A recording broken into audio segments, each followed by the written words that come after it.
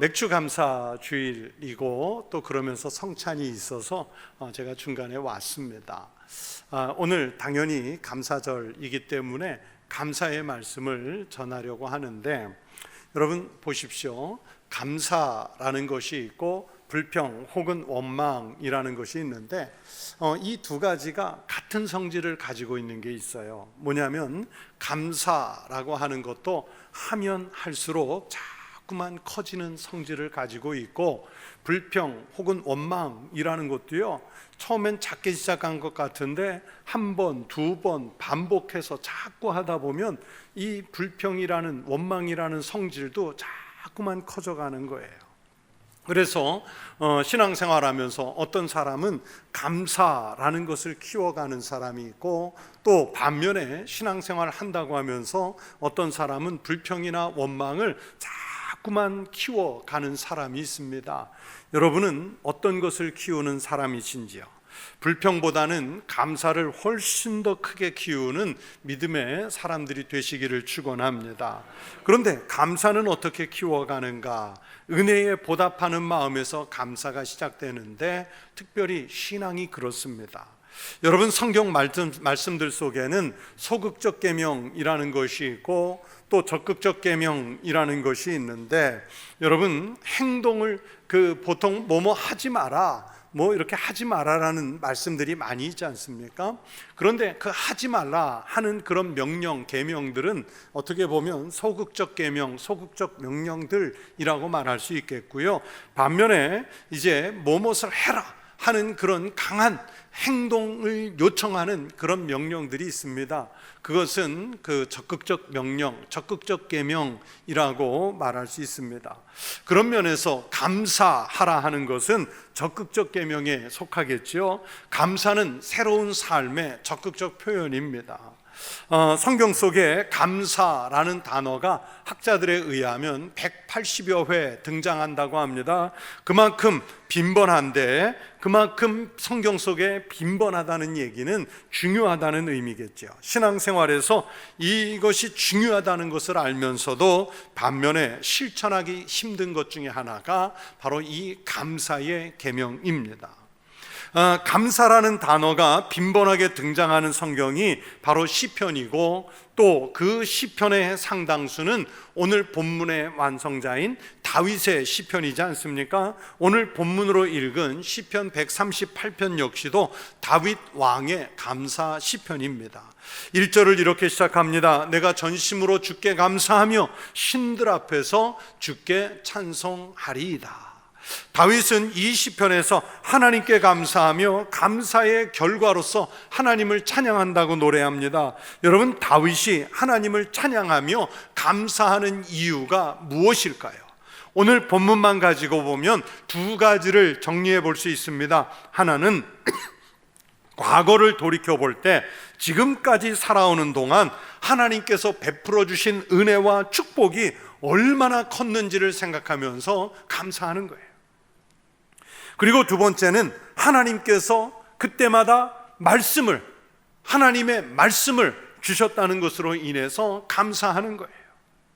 이렇게 다윗은 자신이 간구할 때마다 주께서 응답하셨던 과거를 돌아보며 감사했습니다. 사실요, 여러분, 성경 속에 나오는 것만 놓고 보면요, 다윗의 생애가 쉬운 인생은 아니었어요. 아마도 보통 사람 같으면 벌써 인생을 포기해도 몇 번을 했을 것 같은 힘겨운 인생이 다윗의 인생이지 않습니까? 정말 많은 위기를 넘겼어요. 죽음의 고비를 수십 번 넘겼습니다. 그러나 다윗은 하나님께서 위험한 고비 때마다 자신의 부르짖음을 들으셨고 응답하시고 위기에서 건져주셨던 그 과거를 떠올리면서, 그러면서 그때마다 말씀을 주셨던 것을 떠올리면서 오늘 하나님 앞에 감사의 노래를 부르는 거예요. 많은 성도들이 그렇겠지만, 예를 들어서 저를 놓고 인생을 돌아보면 감사했던 순간이 언제입니까? 여러분, 감사했던 순간이 많지요. 정말로 많습니다. 보면은 학교를 제대로 다닐 수 없는 어려운 형편의 가정 속에 있었는데도, 그래도 정말 주의 은혜로 중학교, 고등학교, 대학교, 학위과정 다 마칠 수 있었으니 이게 감사하죠.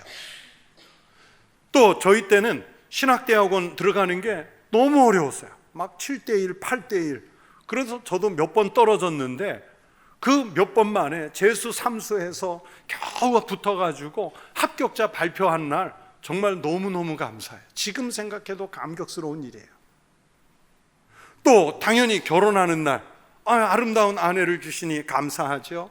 자녀들 출산하니까 무엇과도 바꿀 수 없을 만큼 감사하죠. 또 이른 나이에 남들보다 훨씬 어린 나이에 담임 목회를 일찍 시작했으니까 얼마나 감사했는지 몰라요. 다 감사한 일이죠. 예수님 때문에 얻은 감사예요. 그런데 이 앞에서 말씀드린 것들을 압도할 수 있는 감사의 순간이 한 번 있었어요. 한 10여 년 전에 심장에 이상이 생겨서 갑자기 수술을 하게 됐는데, 그런데 의사 선생님이 수술대에 누운 저보고 그러는 거예요. 지난 2달 사이에 안 돌아가신 것 참 다행입니다.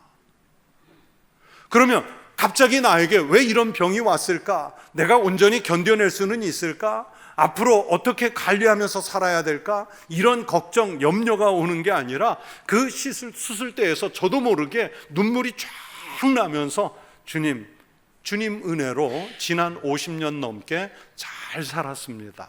감사합니다. 이 감사의 기도가 나왔어요.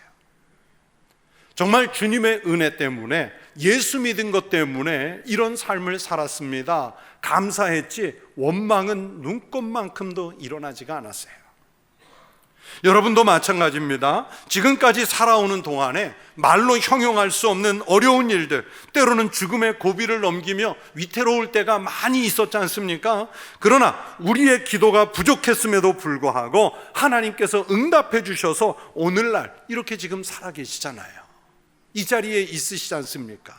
문제는 과거에 그러한 체험이 많았음에도 불구하고 우리가 그 주님의 은혜를 잊어버리고 산다는 것입니다. 다윗은 시편 103편 2절에서 내 영혼아 여호와를 성축하며 그의 모든 은택을 잊지 말지어다 라고 말씀하고 있습니다. 우리가 하나님의 크신 은혜와 축복을 잊지 않고 사는 방법은 바로 다윗처럼 늘 간증하며 늘 감사하며 찬양하며 사는 것인 줄로 믿습니다. 여러분, 이 감사하다는 단어가 성경에 많이 나온다 말씀을 드렸는데, 이 감사라는 단어 히브리어 원문에는 기억한다는 뜻을 가지고 있습니다. 다시 말해서 감사의 뜻은 은혜를 잊지 않고 기억하고 사는 것입니다.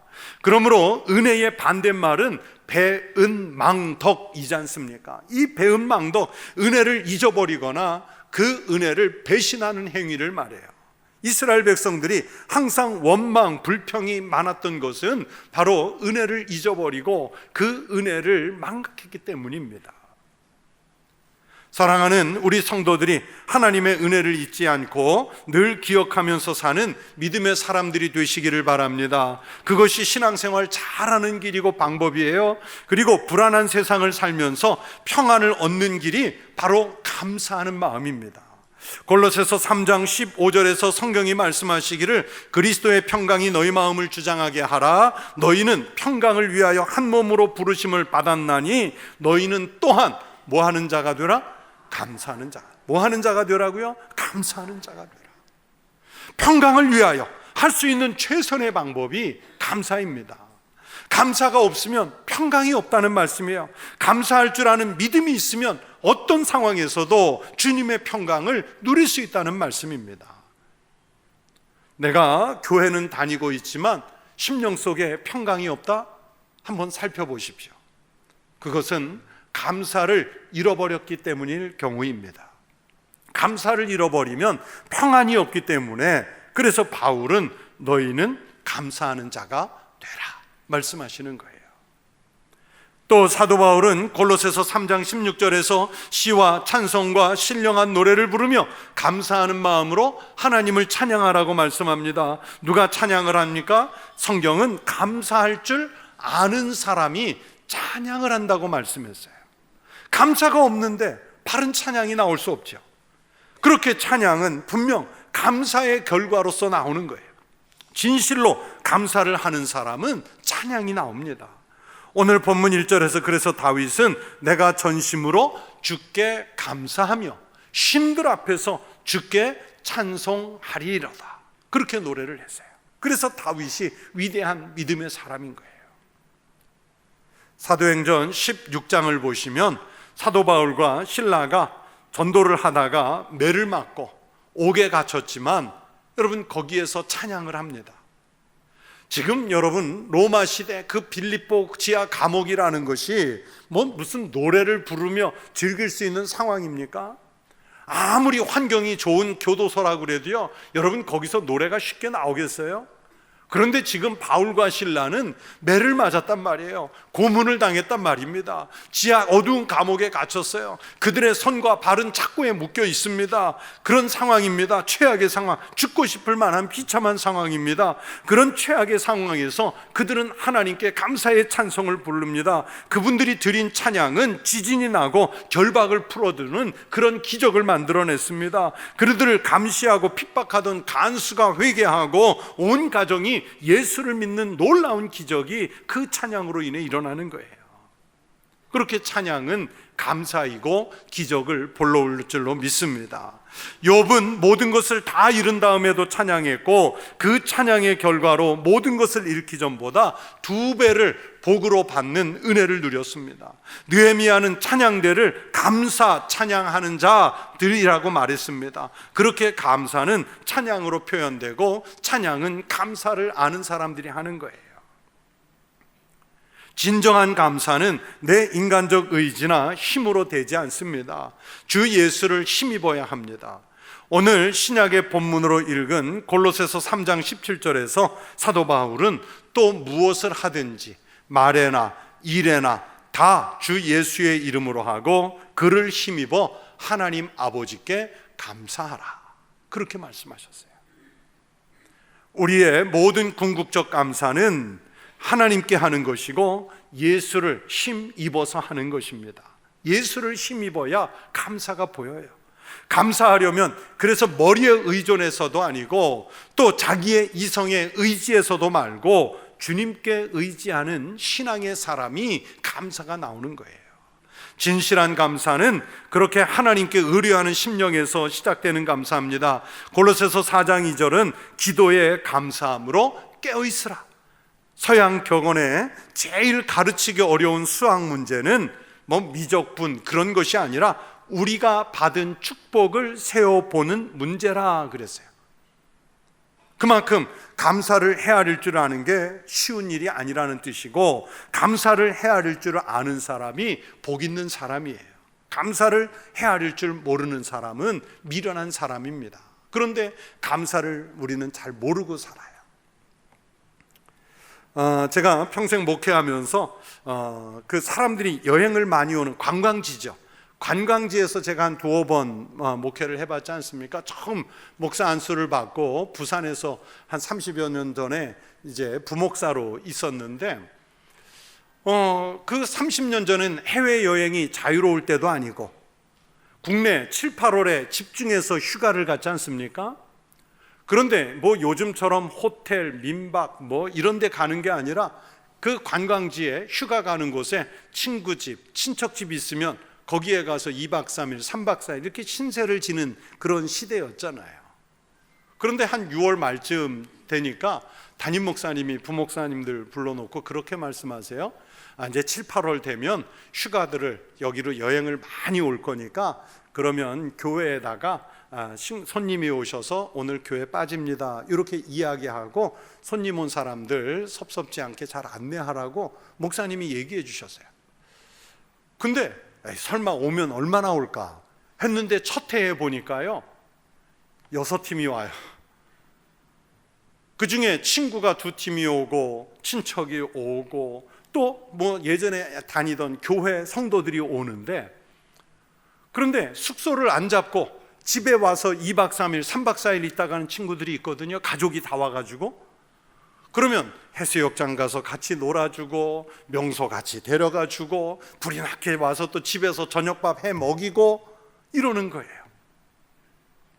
홍콩에서 목회할 때는요 이제 또 많은 사람들이 여행을 와요.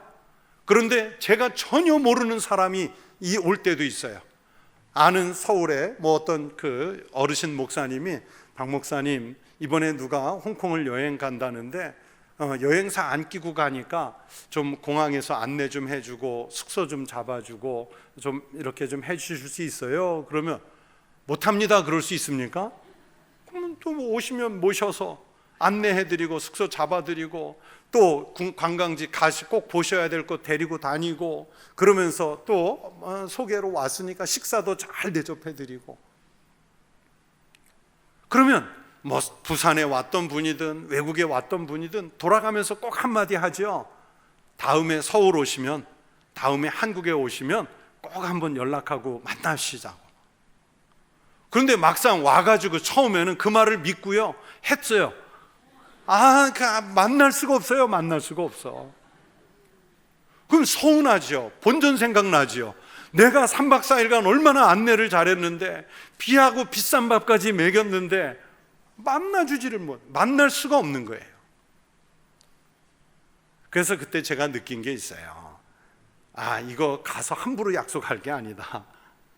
저도 이번에 해외 이민교회들 이렇게 자꾸 가보는데 이번에도요 안식월 기간에도 제가 간 교회에 아무 연락도 없이 갔어요. 주일이 되면 가서 예배를 드리는데 다 목사님 언제 오셨냐고, 무슨 일로 오셨냐고, 미리 연락하고 오시지. 그런데 제가 연락하고 가면 부담되잖아요. 그냥 예배 드려서 또는 예배 후에 식사 함께 같이 하고 그냥 그러고 왔어요. 다른 데 가셔서 다음에 여기 오시면 꼭 연락하세요 그 말 하지 마세요. 그냥 가급적이면 신세 안 지는 게 제일 좋습니다. 제가 그러면서 예수님 생각을 했어요. 여러분, 예수님의 은혜를 입고도요 찾아와서 감사하지 않은 사람이 얼마나 많이 있었을까. 예를 들어서 예수님께서 나병 환자 10명을 고쳐주셨을 때 예수님께 돌아와 엎드려 절하며 감사를 표시한 사람이 몇 사람이었습니까? 한 사람이었잖아요. 여기에서 우리가 깨닫게 되는 것은 대부분의 사람들이 감사하는데 그다지 익숙하지 않다는 사실입니다. 감사하는 일에 인색합니다. 진실을 담아서 감사를 표하는 게 쉽지 않습니다. 그러나 이에 반하여 해서는 안 되는 원망과 불평들은 아주 쉽게 말하고 있지요. 구약 성경을 읽다 보면 이스라엘 백성들이 애굽에서 종살이하다가 출애굽해서 광야에서 머문 40년 동안 하루도 거르지 않고 매일매일 하나님께서 얼마나 많은 축복을 베풀어 주시는지 모릅니다. 기적 속에서 살아가는 매일매일이죠. 일용할 양식은 먹여주시고 반석에서 바위를 쳐서 반석에서 물을 내주시고 그들이 길을 잃지 않도록 시간을 따라 구름기둥, 불기둥을 열어주시고, 그럼에도 불구하고 이스라엘 백성들은 하나님께 감사와 찬양을 돌리기보다는 늘 원망과 불평의 세월을 살지 않습니까? 우리나라 목사님들에게도 많은 영향을 끼친 일본의 우찌무라 간조라는 목사님이 계세요. 이 우찌무라 간조 목사님이 감사하는 마음이 생기지 않고 메마른 마음을 가지게 되는 것은 저주다라는 설교를 했어요. 여러분, 무슨 사고를 당해서 무슨 고칠 수 없는 큰 질병을 만나서 사업이 망해서 이게 저주가 아니라 감사하는 마음 생기지 않고 메마른 마음 가지게 되는 건 이게 우리 그리스도인들에겐 저주란 말이에요. 이스라엘 백성들은 매일 기적 속에 살면서도 그렇게 감사가 없이 원망만 했기 때문에 그들의 심령이 메마르고 1세대는 여호수아와 갈렙을 제외하고는 아무도 그 가나안 땅에 못 들어가지 않습니까?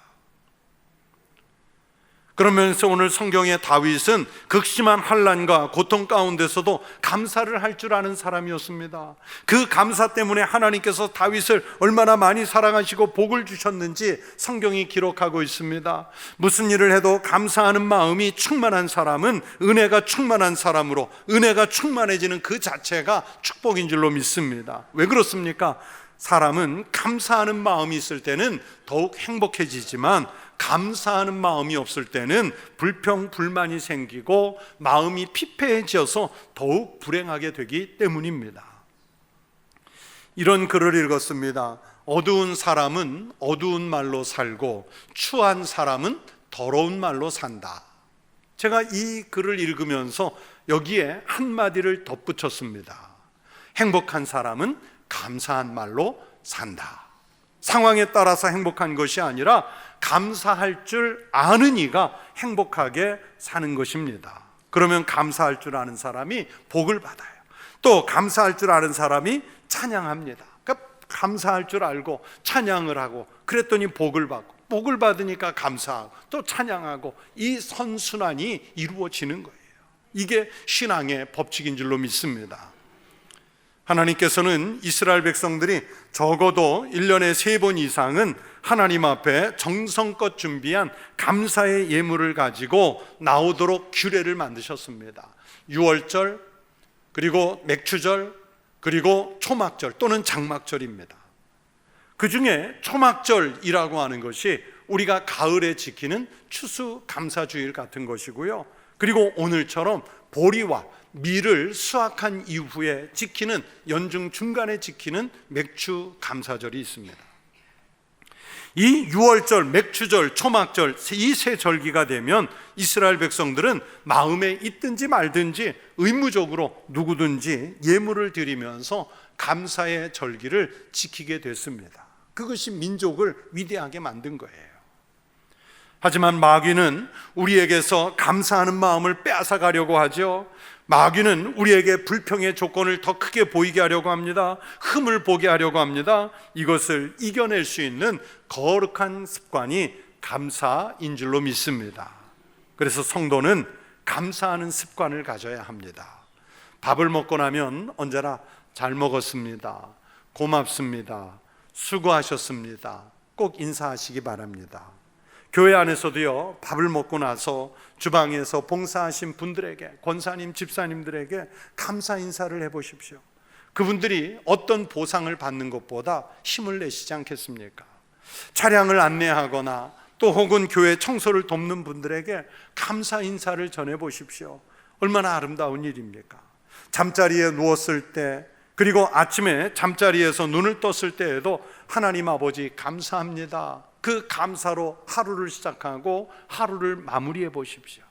예배를 드린 후에 문을 나서면서 설교한 목회자에게 목사님 감사합니다, 은혜 많이 받았습니다, 인사해 보세요. 어떤 보상, 어떤 보약을 주는 것보다 훨씬 더 큰 은혜가 될 줄로 믿습니다. 또 병원에서 치료받았을 때도요, 의사 선생님께 감사하다고 말하고 주사 놓는 간호사에게도 매번 감사하다고 말해 보세요. 더 친절한 진료를 받게 될 것입니다. 아이들 학교 선생님에게 따지고 문자 보내기보다는 감사하다고 해보세요. 그 선생님이 얼마나 많은 힘을 내시겠습니까? 직장의 동료들에게 감사하다고 말해보십시오. 그러면 그 사무실, 그 일터의 분위기가 참 좋아질 것입니다. 또 장사하시는 분들, 비록 손님이 와서 물건 팔아주지 않고 구경만 하고 돌아갈지라도 또다시 이 가게에 들릴 마음이 생기도록 돌아서는 뒤에 감사하다고 인사해 보십시오.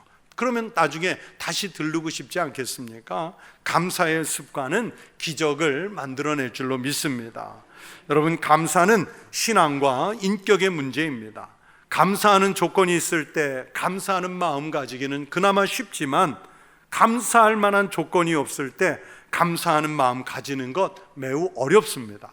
오히려 원망하고 불평하는 마음 가지는 게 훨씬 더 쉽습니다. 하지만 오늘 성경 속에 다윗이 위대한 것은 그런 인생을 살면서도 하나님 은혜를 기억하며 감사하며 찬송했기 때문에 위대해진 것입니다. 우리가 영적으로 위기를 맞을 때가 있습니다. 그러면 기도도 잘 되지 않고 기도해도 응답이 되지 않습니다. 말씀이 들리지 않습니다. 어떤 사람은요, 평생 신앙생활하고 기도하면서도 응답받아 본 적이 없대요. 여러분, 세상에 이보다 불행한 사람이 어디 있겠습니까? 하나님 말씀이 들리지 않는 거예요. 영적으로 심각한 위기에 빠진 거죠. 다윗이 말씀드린 대로 다윗도 그런 위기를 맞을 때가 많았지만 오늘 성경 말씀에 의하면 감사로 그런 영적인 위기들을 이겨낼 수 있었던 것입니다. 다윗처럼 하나님의 말씀을 듣다가 어느 순간 번뜩 하나님의 음성을 듣게 되는 그런 사람은 축복을 받은 겁니다. 다윗은 오늘 시편의 감사와 찬양 속에서 하나님께 감사의 고백을 하죠. 자기가 간구하는 날 들어주셨다고 감사하고, 또 자기의 기도가 응답됐다고 감사하고, 또 환난 중에서 지키신 은혜에 감사하고, 그러면서 매 순간 하나님께서 지키신 은혜들의 그 감사의 고백을 하고 있습니다. 여러분, 믿음의 사람들이 가장 행복한 때는 하나님 은혜와 사랑에 감사할 때인 줄로 믿습니다. 오늘 맥주절을 맞아서 성찬을 받습니다.